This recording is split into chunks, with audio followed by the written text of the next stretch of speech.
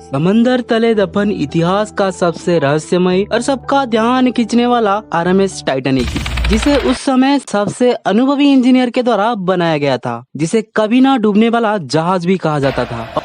संदेह हम उसे जानते हैं किताबों से, फिल्मों से और टेलीविजन से, और ज्यादातर लोगों का जानकारी ऐतिहासिक तथ्य पर नहीं बल्कि टाइटैनिक के ऊपर बनी फिल्म पर आधारित है। इसीलिए इस वीडियो पे जानेंगे टाइटैनिक के साथ असल में क्या हुआ था और इसके पीछे क्या रहस्य छुपा हुआ है, जिसका पूरा नाम था RMS टाइटैनिक, RMS यानी रॉयल मिल शिप, जिसको बनाने वाले कंपनी का नाम था व्हाइट स्टार लाइन। टाइटैनिक को बनाने का काम 31 मार्च सन 1909 में 3000 लोगों की एक टीम द्वारा शुरू किया गया था और सिर्फ 26 महीने यानी 31 मई सन 1911 तक ये तैयार हो गया। इसके डेकोरेशन और इसका चिमनी लगाने का काम सन 1912 तक चलता रहा। जब ये जहाज पूरी तरह बनके तैयार हुआ तब उसको सिर्फ देखने के लिए 1 लाख से भी ज्यादा लोग आए थे, क्योंकि टाइटैनिक उस समय दुनिया का सबसे भव्य और विशाल समुद्री जहाज था। कहा जाता है कि टाइटैनिक आकार में 3 फुटबॉल मैदान जितना बड़ा था। अगर हम इसका आकार के बारे में बात करें तो ये करीब 882 फीट लंबी और 175 फीट ऊंची थी और ये जहाज 44 किमी प्रति घंटे के रफ्तार से आगे बढ़ने का क्षमता रखता था। टाइटैनिक निर्माण उस समय सबसे अनुभवी इंजीनियर द्वारा किया गया था। इस जहाज को 16 अलग अलग कंपार्टमेंट में डिवाइड किया गया था जो पूरी तरह वाटर टाइट थे, यानी इसको इसी तरह डिजाइन किया गया था कि पानी के एक कंपार्टमेंट से दूसरी कंपार्टमेंट में पानी प्रवेश नहीं कर सकता था, और अगर किसी कारणवश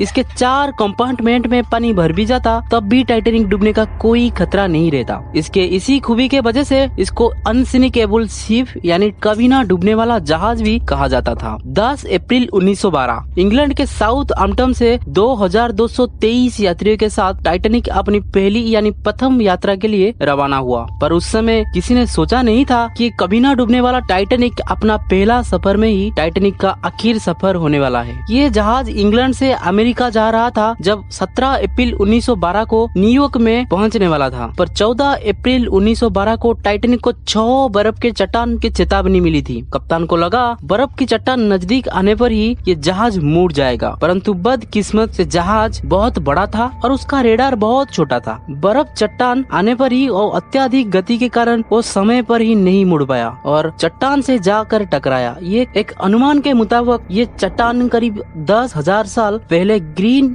लैंड से अलग हुए थे। इस टक्कर के चलते टाइटैनिक के राइट साइड पर लगे प्लेट में छेद हो गया था। टक्कर इतनी भयानक थी कि टाइटैनिक राइट साइड के स्टार बोर्ड पे लगभग 30 फीट तक कीले टूट के बाहर आ गए थे, और जिस जगह पर 2 प्लेट आपस में कनेक्टेड थी वहाँ से पानी तेजी से अंदर आने लगा। इस टक्कर के चलते टाइटैनिक के 16 में से 5 वाटर टाइट कंपार्टमेंट खुल चुके थे, जिसमें से तेजी से पानी जहाज के अंदर आ रहा था। रात को 11:40 पर वो पूरी तरह डूबने लगे। तकरीबन 2:30 पर वो पूरी तरह समुद्र में समा गए। ये जहाज टक्कर के 2 घंटे 40 मिनट तक पानी के ऊपर टिका रहा। शायद और कोई जहाज होता तो ये बहुत पहले ही डूब जाता। जहाज में अत्यधिक लाइफ बोट न होने के कारण 2223 यात्रियों में से कुल 706 यात्री को बचाया जा सका, जिसमें महिला और बच्चों को प्राथमिकता दी गई थी, जो प्रोटोकॉल के हिसाब से पुरुषों में कमी दिखने मिलता है। इस दुर्घटना में से 15 से भी ज्यादा लोग का मौत हो गई थी। सभी लोग का मौत पानी के डूबने के वजह से नहीं बल्कि अत्यधिक ठंडे के वजह से हुई थी, क्योंकि समंदर के जिस जगह पर ये टक्कर हुई थी वहाँ पर पानी का टेम्परेचर -2 डिग्री सेल्सियस था,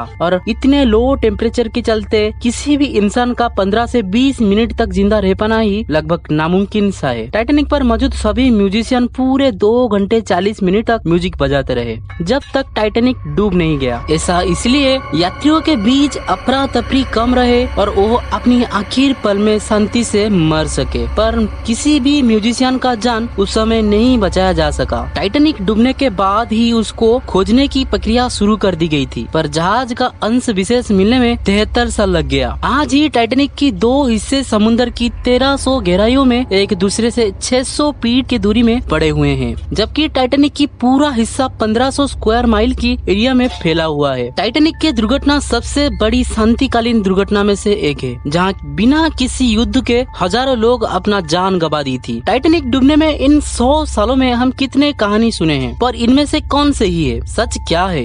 बर्फ वो बर्फीली इलाका में इतनी तेजी से क्यों जा रही थी? पर सवाल आती है जहाज की मजबूती के बाद। कोई लोगों का कहना था कि जहाज के कीले मजबूत नहीं थे, वो घटिया किस्म के थे, इसलिए टूट के बाहर आ गया और जैसे ही जोर से बाहर आ गए तब जहाज दरकने लगा। लेकिन ये बात कितनी सच है? Life boat. सवाल उठता है कि इतनी बड़े जहाज में उतनी कम लाइफ बोट क्यों थी? क्या वो उतनी कम थी कि सभी मुसाफिर को जगह मिल सके? जहाज का टूटना, उसका स्टील कैसे मुड़ा? टूटना कैसे शुरू हुआ? या ऐसा तो नहीं टाइटैनिक में कोई डिजाइन में खामी था? हर सवाल एक खास इंसान पर आरोप लगाता है, कैप्टन एडवर्ड स्मिथ पर। उतने रफ्तार के लिए, व्हाइट स्टार लाइन की चेयरमैन ब्रूस इज़मे पर, इतने कम लाइफ बोट के लिए, थॉमस एंड्रिन पर, कमजोर किले और खामी के लिए। पर 2010 में शुरू हुए रिसर्च के दौरान सभी सवाल का जवाब मिलने लगे। दरअसल 2010 में एक प्रोजेक्ट के दौरान टाइटैनिक डूबने के रियल वजह जानने के लिए रिसर्चकर्ताओं के एक टीम के द्वारा अत्याधिक रोबोट और हाई डेफिनेशन वाले कैमरा की मदद से नॉर्थ अटलांटिक ओशन के 1500 स्क्वायर माइल की एरिया का एक मैप बनाए और टाइटैनिक के हर छोटे बड़े टुकड़े को एक एक करके इकट्ठा किया गया। 30,000 फोटो और वीडियो को साथ ही साथ इकट्ठा किया गया। इकट्ठा की गई फोटो के मदद से टाइटैनिक की हर बारीक टुकड़े को अध्ययन करके टाइटैनिक को वर्चुअल रिक्रिएट किया गया और उसके डूबने की असल वजह जानने के प्रयास किया गया। इस रिसर्च से पता चला कि टाइटैनिक को बनाते वक्त कोई खामी नहीं थी, ना ही इसमें यूज मटेरियल लो क्वालिटी के थे, बल्कि टाइटैनिक बनावट इतने मजबूत थे कि ये टक्कर 2 घंटे 40 मिनट तक पानी में से टिका रहा। अब एक इत्तेफाक देखिए, टाइटैनिक डूबने से 14 साल पहले यानी 1898 में मुर्गन रॉबर्टसन नामक एक राइटर ने एक नोवेल लिखा था जिसका नाम था the rig of the Titan of futility. असल में ये कहानी एक बड़े से जहाज के बारे में था जिसका नाम था टाइटन, जो एक आइसबर्ग के टकराने के वजह से नॉर्थ अटलांटिक में डूब जाता है। पर आपको जान के हैरानी होगी, कहानी वाला टाइटन और असल वाला टाइटैनिक दोनों ही अप्रैल महीने में डूबे, दोनों ही नॉर्थ अटलांटिक ओशन में डूबे और दोनों में ही हजारों लोगों के लिए पर्याप्त लाइफ बोट नहीं थे। ये वीडियो कैसा लगा कमेंट में जरूर बताना। अगर इस वीडियो पे अच्छा रिस्पॉन्ड मिलता है तो मैं इसका पार्ट 2 वीडियो जरूर बना के दूंगा।